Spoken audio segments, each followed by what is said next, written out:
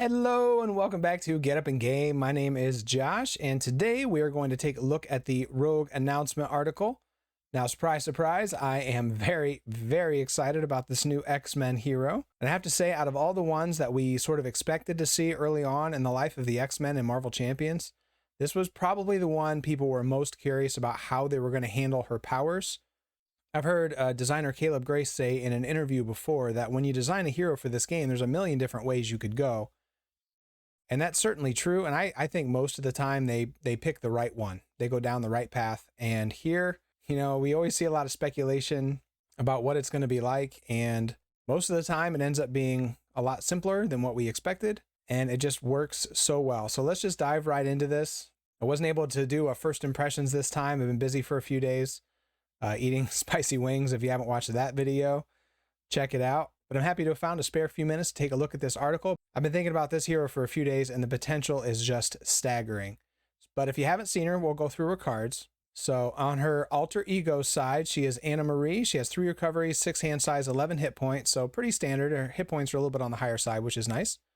And for the setup, it says to set your touched upgrade aside. And the force response when you change to alter ego is you have to set it aside. So she does not have touched in play while she's in alter ego. So the whole thing revolves around this touched card. So let's just take a look at that right now. This is an upgrade, doesn't have any cost, it just sets aside. And then her hero action is to attach it to another character. And you gain each of the attached character's traits until the end of the round, and you can only do that once. So when we look at this, so this is a free upgrade that she can just move around once a turn. She can attach it to somebody, which immediately brings to mind Valkyrie, who also had a card that was set aside, and then you would attach it to minions. Now this works a little bit differently, and in my opinion, much, much better. Here you get to just move it to somebody for free, and then at the end of the round, it just becomes unattached for free. So what does touched do? If it is attached to a minion, Rogue's attacks gain overkill. If it's attached to the villain, Rogue gains retaliate 1. If it is attached to an ally, she gains the aerial trait. And if it's attached to a hero, she gains stalwart. So let's talk about this really quickly, the implications of this. First of all, it's just a fabulous representation of her powers. In the comics, when she touches somebody, she gains their memories, their talents, their powers. And she also drains them of energy. So, it's not represented perfectly in the game. This doesn't debuff anything by attaching it to someone. But within the mechanics of the game, the theme makes perfect sense. So I think they did a great job. And 2 of the ones that are really interesting when you look at them, by attaching it to an ally, she gains the aerial trait. This makes me very happy. I've kind of said in the past, I get a little sad sometimes when heroes only get access to the aerial trait by having 1 upgrade in their whole kit that gets them into the air, when it's a hero that you think about flies a lot, and you definitely think about Rogue flying a lot. And I think this is a much, much easier way to gain access to the aerial trait than having to dig out, some random upgrade in your kit somewhere. So I really like that. And it doesn't even have to be one of your allies. If you're playing in multiplayer, you can attach this to any ally in play if you just want to get the aerial trait. And something I see just by looking at this card, the fact that you can move this around for free and that you're always going to have access to targets for it, is you could build decks for Rogue really kind of based around these right here. Like you could really hope to be attaching it to minions, and you could build her, a really nasty aggression overkill deck. You put it on the villain and you can gain retaliate 1 and be nice for protection. Putting it on the ally gives it the aerial trait, which gives you access to all of the good aerial cards and all the aspects. And then the hero one is particularly interesting because you cannot attach touched to Rogue herself. It says attach touched to another character. Near as we can tell, there is no way for this to ever be on Rogue, and it thematically shouldn't ever be. But that means in solo play, you actually cannot gain access to Stalwart, which is just a really interesting thing. Now, as a solo player, not going to lie, it makes me a little bit sad. Stalwart is incredibly powerful. If she ever gets stunned or confused in a multiplayer game, she can easily just move touched over to a hero, and then boom, it drops right off of her. And that option just isn't available in solo play. Not complaining about it. It's not that big of a deal, but it's definitely worth mentioning. And it's just interesting. I think this is the first time we've seen an element in a hero that isn't completely 100% compatible with solo play. We've seen things like Cyclops as team leader that doesn't do that much in solo. The whole he gets to stay first player thing doesn't matter, but at least it also removes the temporary keyword when his upgrades are attached to minions. And then there's even cards like Doctor Strange's upgrade that attaches to a hero and boosts all their stats for the round. Like, I never put that on Doctor Strange. I don't think of that as very useful in solo, but you could still hypothetically play it if you wanted to. Here, there's just a line of text on this card you can never, ever take advantage of. So, not trying to make a big deal out of it, but it is worth mentioning. And it's just an interesting choice. This, like I said, is the first time I think we've ever seen that they've just completely eliminated solo from one of the options. So she's going to attach this thing to somebody and is going to give her some kind of boost. I love that it's free. I love that it's so easy to move around. Again, I think of Valkyrie, and I was so disappointed with how Valkyrie turned out. It didn't work well for me. Now, that's another one you could argue plays better in multiplayer. So maybe that's just kind of a theme with these heroes. So let's go back and look at her hero card a little more closely now that we're very familiar with touch. She has a 2 thwart, 2 attack, and 2 defense. Always nice to see those. I think maybe we might have expected her to have a 3 attack. We think of her as being particularly strong, but usually that comes at the expense of a thwart, and I'd rather have 2 thwart than 3 attack personally, so I'm glad it worked out that way. Hand size of 5, so nothing weird happening here. And then she can attach the touch for free, and then at the beginning of the player phase, she has to find it and set it aside. So that's just a thing that's going to go out and come back. But this is an action to attach it, so even if she's not the first player, if for some reason it would benefit her to move touched at the beginning of the player phase, she can still attach it. She doesn't have to wait till her turn. So there might be times where that is important. And then if we start looking at her cards, so she has a 2-cost event, Go and Rogue. It is a superpower and a thwart, so you could make this free with Death Focus and Sense of Justice. Hero action thwart, remove 3 threat from a scheme, so 2 for 3 is okay, but there's going to be some kickers here. If Rogue has aerial, so if touched is attached to an ally, it removes 2 additional threats, so now it removes 5. That's pretty awesome, 2 for 5. If she has retaliate, if it's on the villain, confuse an enemy, so it's nice, easy access to confuse, which is always very nice to see. And if she has stalwart, which again, unavailable in solo play, but if in multiplayer, touched is on another hero, you simply get to draw a card. Now, this is one of the reasons why I'm not too fussed about it not being available for solo play. I would much rather remove 2 additional threat or confuse an enemy 99% of the time anyway. I think this stalwart option is really only here if somehow the 2 additional threat or the confuse an enemy just aren't remotely useful. The villain's already confused. There's no threat to remove. At least if you have stalwart, you get to draw a card. So that actually feels like a consolation prize. So I don't feel too bad about missing out on that when I play her in solo play. Her next one is Southern Cross, a 3-cost attack event. Again, attack and superpower traded, so Death Focus and Martial Prowess brings this down if you want it to. Deal 6 damage to an enemy, so 6 for 3 is a little under the curve, but if the touched is attached to an ally, this attack deals 2 additional damage. So now it's up to 3 for 8. And this one's kind of interesting because we always think of swinging web kick when we look at the big attack events, and that sort of set the standard in the core set. So we always expect these 3-cost attack events to do 3 for 8, and sometimes they do better than that. You know, you look at Wolverine's lunging strike, and it deals 3 for 8 with overkill if you used the claws to pay for it, and you probably did. So that's a little bit better than swinging web kick. But then there's also like Vision's solar beam that only does 7, but it has the added versatility of potentially being played for thwart.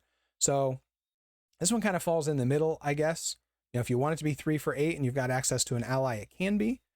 But if you have touched on the villain where you have retaliate, then it stuns that enemy. So you get 6 damage and a stun. That's probably a better option anyway. And then again, you get the consolation prize of if you don't want to do 2 more damage or stun the enemy, you get to draw a card. Now, you might not always have access to allies. You might not have any, your friends might not have any. So I suppose I shouldn't just always assume that you're going to have access to this extra one.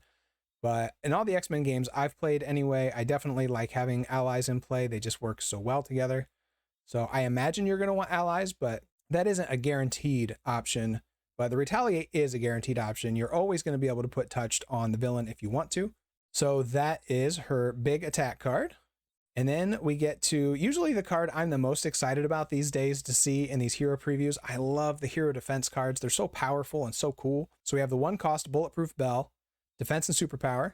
Can't use Death Focus to pay for this one because it's an action, but you could still use Nerves of Steel. Hero interrupt defense. When an enemy with touched attached to it attacks, prevent all damage from that attack and gain a tough status card. Now I had to read this one a few times and even have a little discussion about it on Discord to figure out exactly how this works, because this is an interrupt. It says when an enemy with touched attached to it attacks. So you play this at the beginning when the villain goes to initiate their attack, or it could be a minion, I suppose, but you know, these usually work best on the villain. when the villain is going to attack you, that's when you play this card. And then it says prevent all damage from that attack and gain a tough status card. So near as I can tell from the reading of this, you get the tough status immediately, and then it's going to prevent all damage from that attack. But that doesn't happen until 3 or 4 steps later. So what that means is if you do get the tough status card immediately, it is vulnerable to a boost effect that might say deal 1 damage to all heroes or something like that. So 1 for preventing all the damage from the villain attack and gaining a tough is absolutely incredible. Like I said, these defense events are always so powerful, but it is balanced slightly by the fact that you could potentially lose that tough to the boost effect. Now, it's not going to happen all the time, but I think it's worth mentioning. And then you'll prevent all the damage from the attack, and then hopefully, you'll have a tough on the other side of it too, which will probably end up getting eaten by a minion anyway, so it's probably not that big of a deal. But yeah, this is just awesome. I love these cards, and the art is amazing. I think the art on all the X-Men cards actually has been a little bit better than usual, it feels like. Next up, we have the card that everybody's talking about. This is the card that people wanted to see. We kind of thought maybe Rogue's whole kit would be built around this concept. ZeroCost event, superpower, hero action. If touched is attached to a friendly character, so that's any hero, any ally in play. Search its owner's discard pile for an event that belongs to the same classification as that character, and add that event to your hand. And the classifications, it's either an identity specific card, an aspect card, or basic.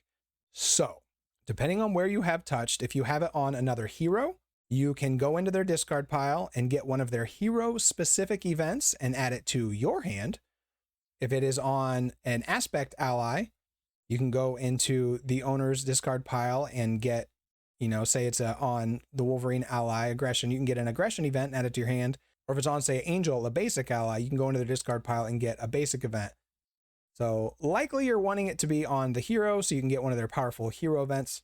So this is where playing in solo, again, is going to be slightly less interesting with Rogue, because while you can still attach it to her signature ally, it's Gambit, we'll talk about him here very soon, which would allow you to get one of your identity-specific events into your hand. And you could also put it on one of your aspect allies to get, the aspect card back.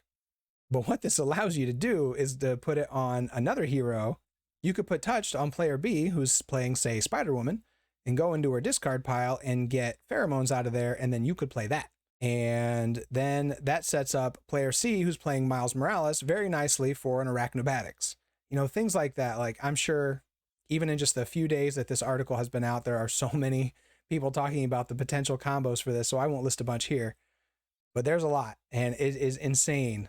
The things that she's going to be able to do. And even without trying to come up with like super crazy weird stuff, the versatility and the usefulness of this is still insane. You're playing 3 or 4 players, just having access to a whole swath of hero specific events in people's discard piles. So every time you have this card in your hand, the options are so wide as to what card is actually in your hand. Now, that is slightly balanced by the fact that means you have to put touched on the hero. And while that does give you stalwart, that also makes her other events a little bit less interesting. You're only drawing a card with the attack or thwart event. You're not stunning or confusing. But that's a small price to pay because you're going to be able to do something else very powerful with your friend's hero event. And so this card just can't help make you smile. This is what people wanted to see. We want to see Rogue use other people's powers. The artwork is showing you that she's taken Colossus' powers. You can go grab a Steel Fist. I have no doubt that this is going to generate any number of rules questions. How does this work with events that might name the hero? Things like that. I'm sure it'll be fine and we'll figure it all out, but there's probably going to be interesting situations with this card that are going to be a little tricky. But either way, just knocked it out of the park. This is awesome.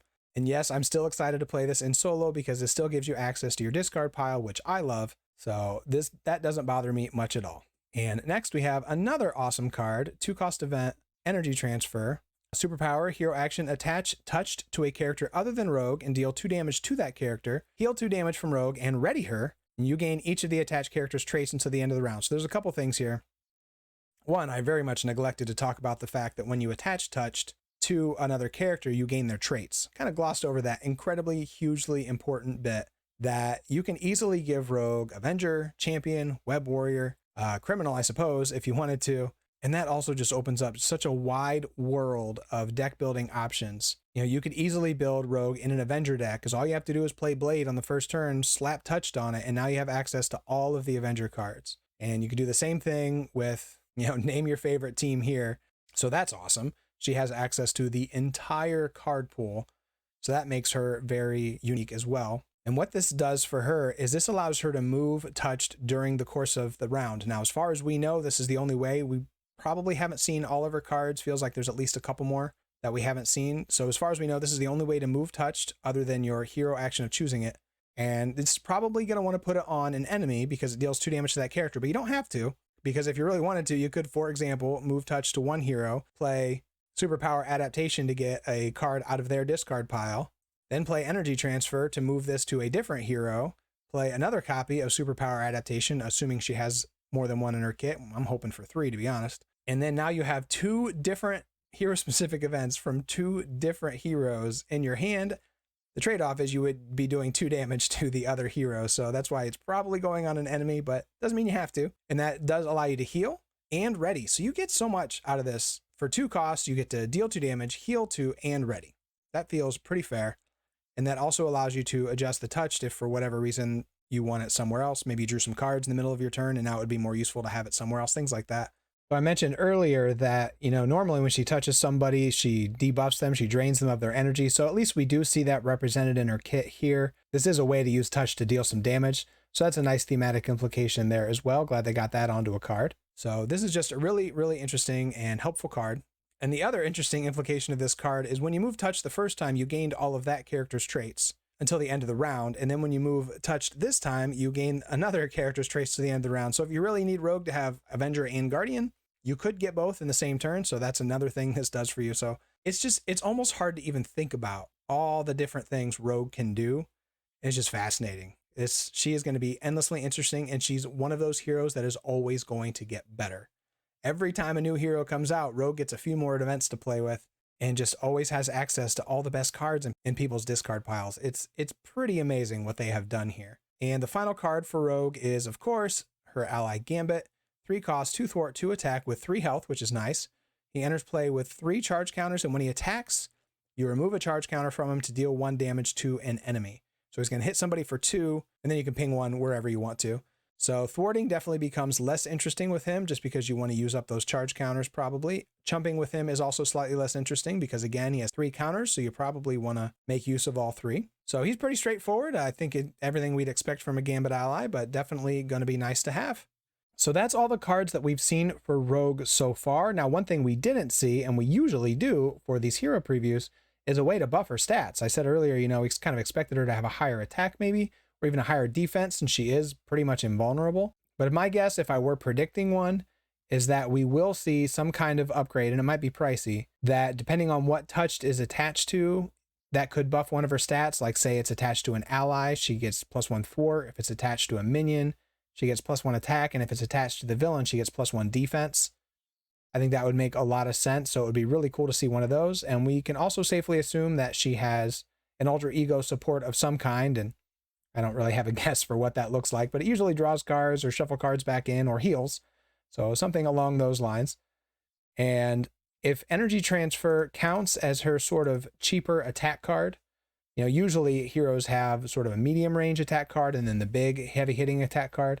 So I'm guessing this counts as her 2 damage card, or heroes often have just some kind of utility card, and this card does a lot. So I don't know if we'll see a medium damage card from her, but I am really hoping we get that upgrade to buff her stats a little bit, because that would just be another really cool decision you have to make every turn when you're trying to decide where you're going to put that touched upgrade, because it definitely affects other things you do on your turn, and that's going to be a fun choice to make every turn.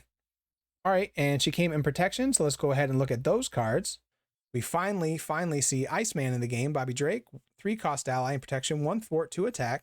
He has 3 health, and he enters play with 3 freeze counters on him, and after a minion enters play, you remove 1 to stun that minion. So he's sort of Hawkeye-esque in that he is going to stun minions when they come into play, and that actually is pretty nice, because in protection, you are not guaranteed to be able to take those minions off the board right away. Like, normally I don't bother putting status effects on minions because you just want to kill them right away generally, right? Well, protection, not always so good at that. And I love that they have so many of these types of effects. You think of Victor Mancha, who just kind of sits in front of minions and blocks them for you. It's almost too bad Bring It isn't a protection card, because protection is really good at keeping minions in front of you without killing them. And this would be another way to do it. But either way, I think this is going to be really nice, especially if some really big minion comes out with quick strike, or like the acolytes come out with the teamwork, and this I think would stun them. I'd have to look at the timing, but I'm pretty sure this would stun them before they're able to attack you with the teamwork keyword, so that's pretty nice. So yeah, he seems pretty good, and it's just nice to have Iceman. We finally have all 5 of the original X-Men in the game, and Cyclops could play all of them if he wanted to. Next up, we see Judoka skill, I assume is how that is said. 2-cost upgrade, uses 3 judo counters. You can only have 1. And as an interrupt, when you defend against an enemy attack, you remove a judo counter, that enemy gets -2 for that attack. So it's sort of like just having 3 defense events on the table that you can use to reduce the enemy's attack. So this is just going to be a really nice tool in the perfect defense toolkit. It's just going to help keep you alive. Kind of goes along with the energy barriers, just a way to reduce damage, but this works a little bit differently in that it reduces the attack. And I'm sure there are some cases where that is potentially preferable to preventing damage. We have Not Today. This card I am very excited about. 1-cost event. It's a hero interrupt defense. When your hero defends against an attack, it gets +2 defense for that attack. So it's just like Desperate Defense. It's just like Never Back Down. But this one says, if you take no damage from that attack, remove 2 threat from a scheme. Not the main scheme, like Jump Flip or pretty much every other protection card. A scheme. So this finally gives protection a pretty darn good way to remove threat from side schemes. So we're definitely having to start to decide which of all of these very good protection events do we want to use. So probably just depending on your hero. If you're playing a hero that's really not good at thwarting anyway, then this is probably a preferable option to stunning or even maybe readying. But if you're playing a hero that already has good access to thwarting, then this might not be as attractive of an option. But either way, it isn't so nice that it's in the card pool. You know, protection already has so many ways to ready, for example, so I don't feel the loss from Desperate Defense as much, at least not in solo play. Now in multiplayer, Desperate Defense is probably still better because you can ready to defend for somebody else. But in solo, it's not too hard to ready with other effects if that's what you're going for. And protection also has good access to stun if that's what you're trying to do. So I think Not Today is amazing for solo play. Might not be as interesting for multiplayer, but it's something that I have been wanting for a long time, and glad they finally made it. Plus, this Colossus and armor art is just so cool. And we get yet a couple more X-Men supports. They have so very many already, and we're getting 2 more in this pack. The first one is Moyer X. Now you have to be a mutant to play this. So you have to be in alter ego pretty much, 2-cost support. And the response is, after a mutant alter ego changes into hero form, you exhaust her to draw a card. So essentially when you flip up, or really any player at the table, but you know, if you're playing solo, you have this in front of you. Every time you change from alter ego to hero, you get to draw a card. So if you're playing a hero or a strategy that allows you to flip down to alter ego frequently, or again in multiplayer where it's a lot easier to do that, I mean, this is just such an auto include. This is a no-brainer. This is going to go in a lot of X-Men decks, which we're already putting a lot of gray support type cards in our X-Men decks. We have a lot of options now. This is just awesome. Getting a card draw for only 2. Very, very useful. And it needs to be, if you're familiar with the comics, she's a very key character. She's been around for a long time. They've done some very interesting things with her recently with Moyer X, and just happy to see her in the game and well represented. And we get the 1-cost upgrade X Gene. Play only if your identity has the mutant trait. So again, you have to be an alter ego to play this. And you can only have 1, and you exhaust it as a resource to generate a wild resource for an identity-specific event. So as a resource generator, it is somewhat limited in the fact that it only works for your hero events, but that's fine because you have plenty of them and they're awesome, and some of them tend to be a little expensive. And so having this to help pay, again, maybe not quite an auto-include, but probably pretty close. You know, this reminds me of Ingenuity, where you have to play it as a genius, so you can only play that in your alter ego for the heroes that can take it. And so depending on the turn that you draw this, like if you get it in your opening hand, you get it down the first turn, boom, that's definitely what you want to do, and it's awesome. But, maybe you draw this on a turn where there's just no hope of you getting to alter ego. There's a lot of threat on the scheme. You don't have a confuse. You just don't have a way to flip. Then, it is limited in that way. You just might not get this on the table. Now, I still think you put one of these in just about every X-Men deck, but you just might not always get to play it. And I think that brings us up to like 8 X-Men supporter upgrades that are vying for your deck space. It's pretty incredible how many they've cranked out in just one phase. And something else I really like about these cards that are so mutant specific, we do have honorary X-Men, so it's possible to give another character in the game the X-Men trait. They can join the team, but there are certain cards like the X gene that you have to be a mutant. You have to be born with it. You can't become an honorary mutant. And same thing with Moira. Her research is only about mutants. She's only interested in helping mutants. So the honorary X-Men thing doesn't work out for her. And I think that's really smart that they were able to play into the mutant trait in that way. It definitely fits the theme very smartly. And then we get another modular encounter set. This one is based around the Reavers, very classic X-Men villains. Very cool. So we have Donald Pierce here, 1 scheme, 1 attack, 6 health. He is elite, and they do have the teamwork trait, so seeing more of that is nasty. Villainous, so when he attacks or schemes, he gets a boost, and his response is after he engages you, reveal the topmost Reaver minion from the discard pile. So he's going to come out, and then he's going to get another Reaver, so hopefully there isn't one, but if there is another one, he's going to come out, and then they're both going to activate against you because they're going to have this teamwork trait. So that is going to be just very, very difficult to deal with. And we have Skullbuster, 2 scheme, 2 attack, 5 health, teamwork and toughness. So after he engages you, place 1 threat on the main scheme for each Reaver minion engaged with you. So with the Acolytes, their whole thing was when they were defeated. And it looks like the Reaver's whole thing is when they engage you, which is probably worse. Because when they engage you, they're probably going to be triggering their teamwork effects if you aren't able to kill them. So they're going to activate against you, and they're also doing this kind of stuff too. Bonebreaker has 1 scheme and 3 attack, 5 health. So they're all pretty beefy.